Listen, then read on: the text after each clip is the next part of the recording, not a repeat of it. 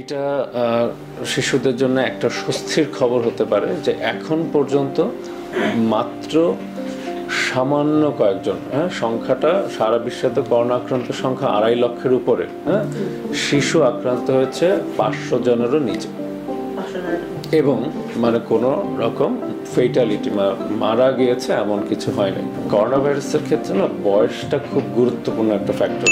তো এখন পর্যন্ত যা পর্যবেক্ষণ করে দেখা গেছে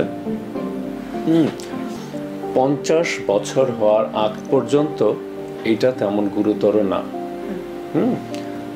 তেমন কেউ আক্রান্ত হয়েও নাই, হয়েছে খুব সামান্য %। 90% রোগী এবং 90% মৃত্যু হয়েছে, এই পর্যন্ত যে মারা গিয়েছে, তাই না, প্রায় 9-10 হাজার মানুষ মারা গেছে। 90% আক্রান্ত রোগী, 90% মৃত্যু 50 বছরের উপরে। এর ভেতরে দেখা যাচ্ছে 50-এর পর থেকে প্রতি 10 বছর পর পর, মানে 50 থেকে 60, 60 থেকে 70, 70 থেকে 80, 80+, যত বাড়ছে আস্তে আস্তে আক্রান্ত রোগীর সিভিয়ারিটিটাও বেড়ে যাচ্ছে, সম্ভাবনা বেড়ে যাচ্ছে এবং মৃত্যু হারও বেড়ে যাচ্ছে। যেমন 80 বছরের উপরে যদি হয়, এখন দেখা যাচ্ছে 14%, মানে 100 জন হইতে 14 জন মারা যাচ্ছে, এবং এদের ক্ষেত্রেই সিভিয়ার হচ্ছে।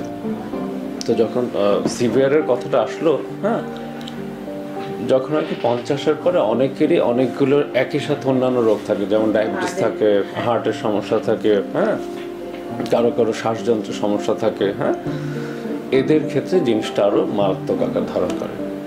তো একটা হচ্ছে বয়স বেশি, একটা হচ্ছে সাথে যদি অন্য একটা সমস্যা থাকে, ক্রনিক একটা দীর্ঘমেয়াদী রোগ থাকে, সেক্ষেত্রে এই করোনাটা বেশি গুরুতর আকার ধারণ করে।